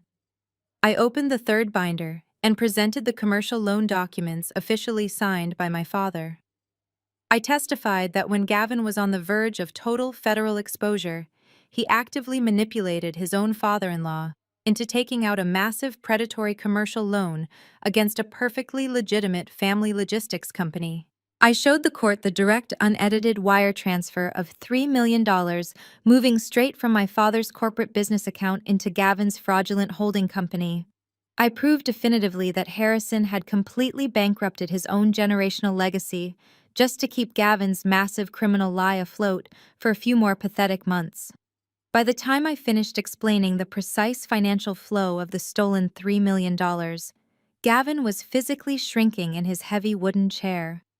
The untouchable elite Wall Street persona was completely stripped away, leaving behind a terrified, desperate criminal who was about to lose his entire life. The federal judge stared down at him with absolute, unmistakable disgust. The forensic evidence I presented was overwhelming, completely irrefutable, and structurally perfect. I had successfully dismantled his entire financial empire piece by piece, leaving him with absolutely no viable legal defense. But I was not finished yet. I slowly closed the third binder and looked directly at Gavin, knowing perfectly well that the most devastating piece of evidence was still sitting safely at the bottom of my black leather briefcase. I reached down into the bottom of my heavy black briefcase. The courtroom was still vibrating from the revelation of the stolen $3 million, but I knew the true killing blow had not yet been delivered. I pulled out a single bright red folder. Unlike the thick, heavy binders that contained the corporate financial data, this folder contained only a few specific pieces of highly sensitive paper. The federal judge watched me closely, her expression completely unreadable, as I placed the red folder gently on the wooden ledge in front of me. Gavin's defense lawyer stood up again, his voice noticeably lacking the aggressive, arrogant confidence he had displayed just an hour earlier. He preemptively argued to the court that any offshore trusts established by his client were legally protected private entities that fell completely outside the jurisdiction of this domestic bankruptcy proceeding. He nervously reminded the judge that the title transfer of the Harrison family estate to the Cayman Islands Trust was fully executed a full 30 days before any federal indictments were ever filed, making it a legally binding restructuring of private family assets. I opened the red folder and pulled out the high-resolution copies of the offshore deed transfer. I looked right at the slimy defense lawyer and calmly agreed with his assessment. I stated out loud for the court record that under normal financial circumstances, an offshore trust established prior to a federal indictment would indeed be incredibly difficult for any domestic collection agency to pierce. Hearing this, Gavin let out a loud, shaky breath of pure relief, his rigid shoulders dropping slightly in his tailored suit. He leaned back in his chair and actually smiled. He truly thought he had won that specific battle and successfully hidden his ultimate prize. But then I turned my attention back to the federal judge, and the smile on his face completely vanished. I told the judge that the Cayman Islands Trust was indeed designed like a financial fortress, but the core foundation it was built upon was entirely fraudulent. I presented the original deed transfer document to the court clerk, alongside a sworn forensic handwriting analysis officially conducted by the Federal Bureau of Investigation. I pointed directly to the primary signature line at the very bottom of the page. I testified clearly into the microphone that the signature supposedly belonging to Harrison was a complete forgery. I explained that Gavin did not just manipulate his foolish father-in-law into signing the massive historical house away. Harrison never signed the legal transfer document at all. Gavin had electronically lifted Harrison's signature from a previous commercial loan application and digitally forged it onto the offshore property transfer. The entire courtroom erupted into loud, shocked gasps. Gavin's own lawyer actually took a physical step away from the defense table, staring at his client in complete horror. Forging a signature on a federal real estate transfer across international lines was not just a minor white-collar technicality. It was a massive standalone felony that instantly voided the entire transaction, making the Cayman Islands Trust completely null and void. The federal judge leaned over her elevated bench and asked the bailiff to hand her the handwriting analysis. She studied the document carefully for a long, agonizing minute before looking down at Gavin with a gaze filled with absolute contempt. His defense attorney slowly sat down, dropping his head into his hands, realizing his client had lied to him and that the case was completely unwinnable. But I did not stop there. I looked directly across the wide aisle at my parents, who were sitting completely frozen behind the defense table. Harrison was gripping the hard wooden bench so tightly his knuckles were completely white. Valerie's mouth was hanging open in silent, suffocating horror. I turned back to the judge and stated that forging the property deed was only half of his offshore crime. I explained to the court that setting up a highly secure anonymous trust in the Cayman Islands requires a massive initial cash deposit to satisfy international banking regulations. Gavin was completely broke when he set up the trust because his Ponzi scheme was already actively collapsing, and his early investors were bleeding him dry. So he desperately needed to steal the massive setup funds from somewhere else. I pulled out the final document from the red folder. It was a series of highly classified banking logs from my parents' personal financial portfolio. I testified that Gavin had used the forged power of attorney to bypass the domestic banking security protocols. Over the course of 3 days, he systematically drained every single penny from Harrison and Valerie's joint retirement accounts. He took the money they had spent 40 years saving for their old age and wired it directly into his untraceable offshore account. But even that was not enough cash to satisfy his greed. I presented the final page showing that Gavin also illegally cashed out their massive whole life insurance policies. He took the heavy cash surrender value meant to cover their end-of-life expenses and funneled it straight to the Cayman Islands to secure his own wealthy future. The sheer magnitude of the theft hung heavily in the sterile courtroom air. Valerie let out a piercing, guttural scream that echoed violently off the high mahogany ceilings. She lost total control and lunged forward over the wooden barrier, grabbing the back of Gavin's expensive suit jacket. She was sobbing hysterically, screaming at him that he had stolen her entire life and her future. Harrison sat completely paralyzed, physically shaking and entirely unable to breathe. The absolute devastating reality of Gavin's betrayal had finally shattered their profound lifelong delusion. They had protected him from the truth. They had lied to their friends for him. They had thrown their own daughter out into the freezing cold just to protect his fragile ego. And in return, their perfect golden son-in-law had stolen their family business, their historic estate, their entire life, savings, and their life insurance. Federal marshals immediately rushed down the center aisle to pull Valerie off of Gavin. They dragged her back to the wooden bench while she continued to wail in absolute agony. Gavin sat frozen at the defense table, his tailored suit jacket violently wrinkled, and his hair completely messed up from Valerie's frantic grasp. His foolproof escape plan was officially dead. The offshore account he thought would fund his luxurious life after bankruptcy was now frozen government evidence. He had nothing left to hide behind.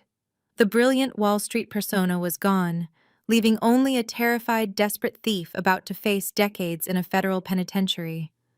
I closed the red folder and sat back in the witness chair, feeling absolutely no pity for any of them. The federal judge did not waste a single second after my testimony concluded. She slammed her heavy wooden gavel down, demanding absolute order as the federal marshals finally forced my mother back onto the gallery bench. Valerie was a completely broken woman, gasping for air, her perfectly styled hair ruined, and her expensive makeup running down her face in dark streaks. Harrison was completely catatonic, his eyes wide and vacant, staring at the empty space in front of him. The judge turned her sharp, piercing gaze back to the defense table.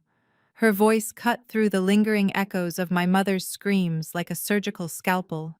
She formally declared that based on the overwhelming forensic evidence provided by the federal expert, the Cayman Islands Trust was entirely compromised by fraudulent activity.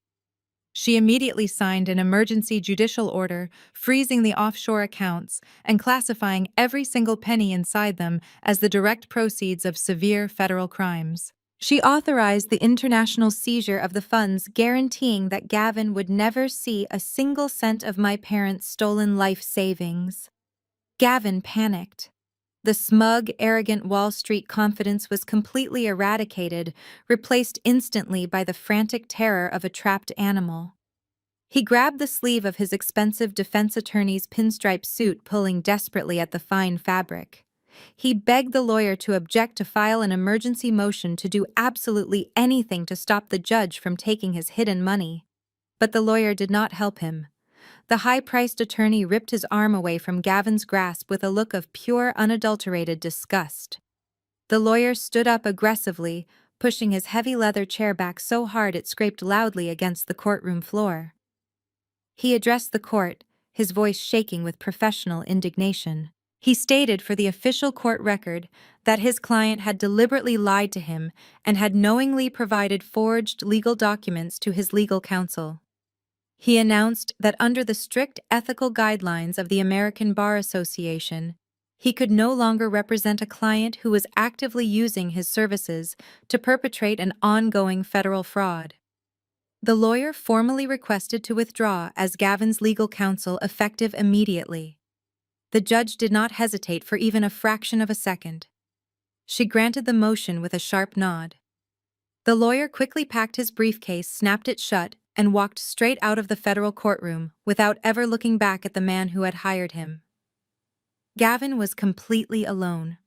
He stood up at the defense table, his hands shaking violently, looking around the massive mahogany courtroom for a lifeline that simply did not exist. The federal prosecutor immediately seized the golden opportunity. He stood up and formally requested that the court permanently revoke Gavin's bail. The prosecutor argued that the new staggering evidence of massive international wire fraud forgery and the deliberate financial exploitation of his elderly in-laws proved beyond any doubt that Gavin was an extreme flight risk and an active financial danger to the community. The judge looked down at Gavin, her eyes filled with cold, absolute justice. She delivered a scathing rebuke of his character right into the microphone. She called him a predatory parasite who used the trust and love of a family to fund his own pathetic vanity. She told him that arrogant white-collar criminals like him often thought they were the smartest people in the room until the overwhelming weight of their own hubris finally crushed them. She formally revoked his bail and stated that he would remain in federal custody until his criminal trial, where he was now facing a mandatory minimum of 20 years in a maximum security federal penitentiary. She nodded to the federal marshals standing near the walls. Two massive armed officers approached the defense table immediately. They grabbed Gavin's arms, twisting them firmly behind his back. The harsh metallic click of the heavy steel handcuffs snapping shut echoed loudly through the silent courtroom. It was the sound of his entire fake empire finally locking him inside a cage. As the marshals dragged Gavin aggressively down the center aisle, he passed right by my parents. He did not apologize. He did not look at them. He just stared at the floor, a pathetic, ruined man shuffling in expensive leather shoes. Harrison and Valerie watched him go, their eyes tracking the heavy steel chains around his wrists. The devastating reality of their situation finally crashed down on them with the absolute force of a falling building. They were absolutely destitute. They had sacrificed their entire moral compass to protect this criminal. They had actively conspired to commit corporate fraud.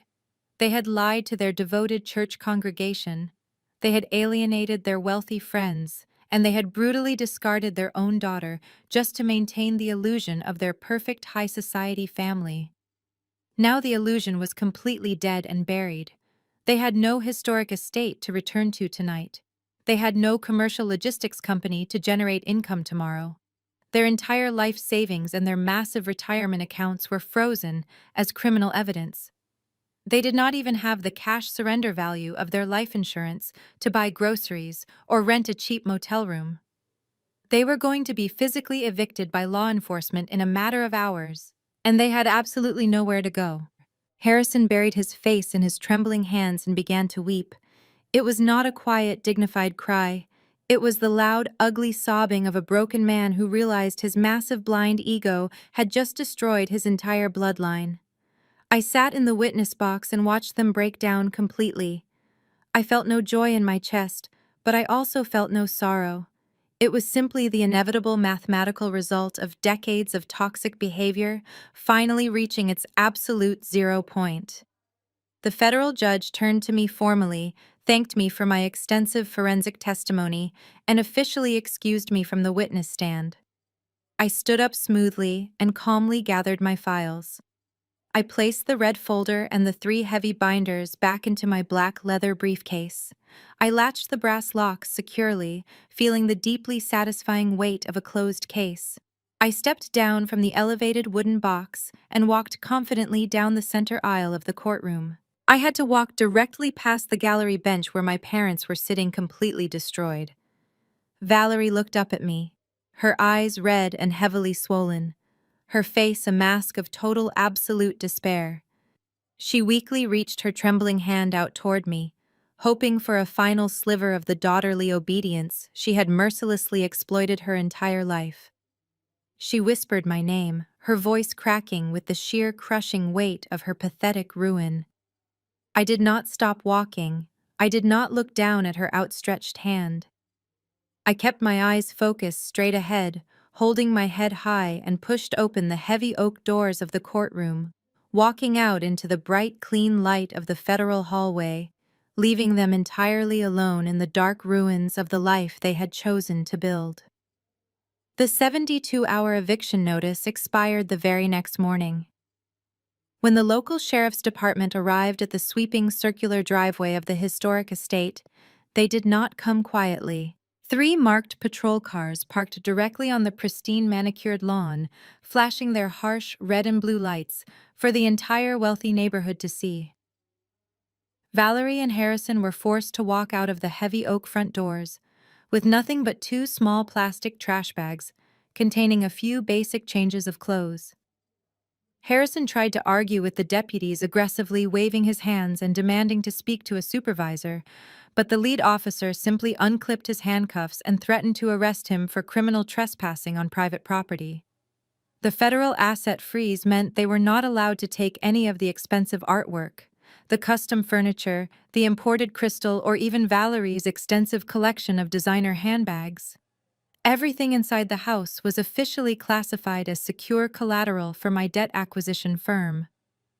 Valerie tried to cover her face with a cheap silk scarf as she walked down the wide front steps, but it was a completely useless gesture. The neighbors who used to attend their extravagant holiday parties and drink their expensive champagne were now standing visibly on their large porches, openly staring and whispering to one another. The deep, public humiliation that Valerie had spent her entire adult life trying desperately to avoid was finally happening right on her own front lawn, in broad daylight. They had to walk nearly 2 miles to the nearest city bus stop, because all three of their luxury leased vehicles had already been aggressively towed away by the commercial bank. The expensive leather loafers Harrison wore were meant for stepping out of luxury sedans, not for walking miles on cracked public sidewalks, and by the time they reached the bus stop, his feet were bleeding. Their desperate, pathetic attempts to salvage any remaining shreds of their high society status failed spectacularly over the next few days. The morning after the court hearing, Harrison received a cold, incredibly brief email from the board of directors at the exclusive country club. The email formally stated that his elite membership was permanently revoked, effective immediately due to a severe violation of their moral turpitude clause. The other wealthy African American families at the club felt profoundly betrayed that Harrison had used their shared cultural spaces and established community trust to funnel their retirement money to a white criminal. His name was physically unbolted and removed from the heavy bronze founder's plaque in the main clubhouse. His customized mahogany golf locker was completely emptied into a cheap cardboard box and thrown directly into the alley dumpster. Valerie's experience was even more emotionally devastating.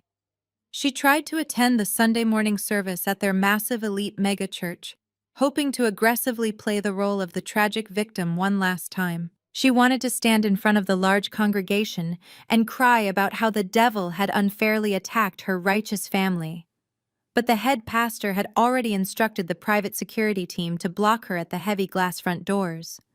She was publicly turned away in the crowded main lobby right in front of the wealthy women she used to viciously gossip with on the charity committee.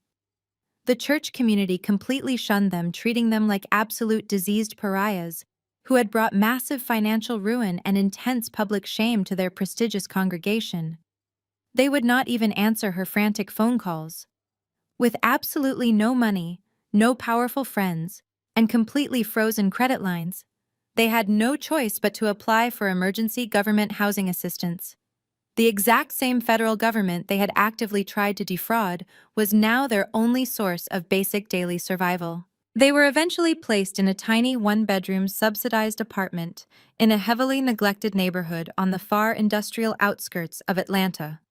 The absolute contrast between their sprawling historic colonial mansion and this cramped concrete box was staggering. The apartment smelled faintly of damp mold and stale cigarette smoke from previous tenants. The drywall was paper-thin, and the loud, terrifying sounds of police sirens and violently arguing neighbors echoed through the small space all night long, making it impossible to sleep. There was no imported Italian marble, no high vaulted ceilings, and no custom crystal chandeliers. The small kitchen had cheap peeling linoleum floors and a rusted refrigerator that constantly rattled loudly. Valerie, who used to spend her entire afternoons browsing exclusive luxury boutiques online, now had to figure out how to stretch a small booklet of government food stamps to cover their basic weekly groceries. She absolutely refused to leave the tiny apartment during the daylight hours, terrified that someone from her glamorous old life might drive by and see her carrying cheap plastic grocery bags on the side of the road. Trapped together inside that tiny, suffocating space, their marriage rapidly dissolved into a state of constant, bitter warfare. The polite, refined, high society manners they used to mask their toxic relationship were completely stripped away. Every single day became an exhausting, vicious cycle of screaming and aggressively placing the absolute blame on one another. Minor inconveniences like a late utility bill or a broken cheap appliance instantly escalated into explosive physical arguments. Harrison constantly yelled at Valerie, accusing her of being a vain, deeply materialistic woman who forced him to take out the illegal commercial loans just to fund her endless obsession with maintaining their fake wealthy image. He screamed at the top of his lungs that her pathetic, desperate need to show off a rich white son-in-law to her judgmental church friends had completely destroyed his generational logistics empire. Valerie fiercely fired back, throwing cheap ceramic plates against the thin walls, calling him a weak, pathetic coward who lacked the basic business intelligence to see that Gavin was running a massive Ponzi scheme right under his nose. She blamed him for stupidly forging the federal documents and losing the historic estate to my firm. They completely tore each other apart daily, dissecting 30 years of deep resentment, profound failure, and endless lies. They had built their entire marriage on a shallow foundation of stolen money, fake prestige, and the shared daily abuse of their scapegoat daughter. Now that the money and the prestige were completely gone, they finally realized they had absolutely nothing left but pure toxic hatred for one another. While my parents were busy tearing each other apart in their tiny subsidized apartment, my sister Brianna was facing her own spectacular public downfall. For her entire life, Brianna had been the untouchable golden child, perfectly shielded from any real-world consequences by our parents' blind devotion. But neither Valerie nor Harrison possessed the power or the money to protect her from the massive federal fallout of Gavin's criminal empire. The first major pillar of her fake life to completely crumble was the highly publicized pregnancy. During the initial stages of the divorce and bankruptcy proceedings, the court mandated a standard disclosure of all medical records to establish potential child support and custody arrangements. Brianna tried desperately to avoid the medical evaluations, claiming intense emotional distress, but the federal judge was absolutely merciless. When the truth finally came out, it was more pathetic than anyone could have imagined. There was no baby, no. Brianna had completely fabricated the entire pregnancy. She later tearfully admitted to a court-appointed mediator that she had faked the announcement because she could feel Gavin pulling away from her. She knew he was spending massive amounts of money and spending nights away from home, so she used the oldest manipulative trick in the book to try and trap his attention. She used that fake unborn child to steal the spotlight at the Christmas dinner to justify spending $4,000 on a silk maternity dress, and to successfully manipulate our parents into giving Gavin more money. When the local Atlanta gossip blogs got a hold of the fake pregnancy story, she became an absolute laughingstock overnight. But the public humiliation of her fake pregnancy was only the beginning of her absolute ruin. Brianna had spent the last 3 years aggressively promoting her own luxury cosmetics brand. She constantly bragged about being a self-made female entrepreneur, hosting lavish launch parties and securing prime retail space in high-end boutiques. What she never publicly admitted was that the brand was a complete financial black hole. It never turned a single dollar of actual profit. The entire vanity project was fully funded by Gavin's stolen Wall Street money. He was using her cosmetic company as a convenient shell corporation to actively launder the funds he stole from his early investors. The moment the Federal Bureau of Investigation realized the connection, they immediately froze every single business account associated with her name. Federal agents raided her glamorous downtown warehouse, confiscating all the inventory, the computers, and the expensive manufacturing equipment. The luxury brand she had built her entire social media identity around was officially liquidated to pay back a fraction of the millions Gavin had stolen. Without Gavin's black credit cards and without her fake business, Brianna was completely destitute. She reached out to the massive network of wealthy high society socialite friends she had spent years carefully cultivating. These were the same women who attended her lavish parties, drank her expensive champagne, and constantly validated her massive ego. But the moment her name became synonymous with a massive federal Ponzi scheme and a fake pregnancy scandal, those so-called friends vanished completely. They blocked her phone number, unfollowed her on every social media platform, and instructed their private security guards to turn her away from their gated communities. She was entirely abandoned by the shallow world she had sacrificed her own sister to be a part of. Forced to face the brutal reality of basic survival, Brianna had to get a job. Because she had spent her early 20s partying and coasting on our parents' money, she had absolutely no college degree and zero actual marketable skills. The only job she could successfully land was working as a basic retail associate at a brightly lit mid-tier cosmetics counter in a crowded suburban shopping mall. The deep, poetic justice of her situation was almost hard to believe. The girl who used to mock my perfectly respectable corporate career was now forced to wear a cheap polyester uniform and stand on her feet for 9 hours a day. She had to swallow her massive pride and aggressively push cheap lipsticks and discount foundation onto the exact same working-class women she used to look down on. Occasionally, one of her old, wealthy acquaintances would happen to walk through that specific department store. Instead of saying hello, Brianna would panic and completely hide behind the bright cardboard display racks, deeply terrified of being recognized in her cheap uniform. She was trapped in a miserable, exhausting minimum wage existence, completely stripped of her beauty brand, her wealthy husband, and her golden child status. Exactly 1 year after the brutal Christmas dinner, where I was thrown out of my family home, I walked out onto the massive wrap-around balcony of my brand-new luxury penthouse. The morning air was crisp and cool, but I was wearing a thick plush robe that kept me perfectly warm. I held a steaming mug of expensive dark roast coffee in both hands, taking a slow, deep breath as I looked out over the sprawling Atlanta skyline. The sun was just beginning to rise, casting a brilliant golden light across the towering glass skyscrapers.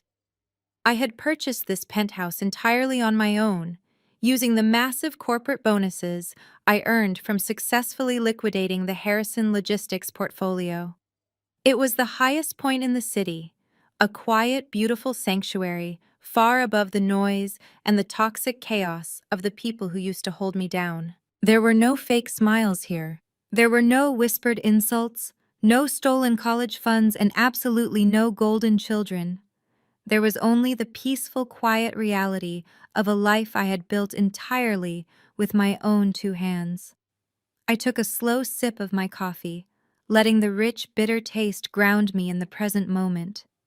Suddenly, the peaceful silence was broken by the soft buzzing of my personal cell phone resting on the glass patio table next to me. I casually reached over and picked it up. The screen lit up displaying an unsaved restricted number, but I knew exactly who it was. I swiped the green button to accept the call and brought the phone to my ear without saying a single word. The sound of loud, frantic sobbing instantly poured through the small speaker.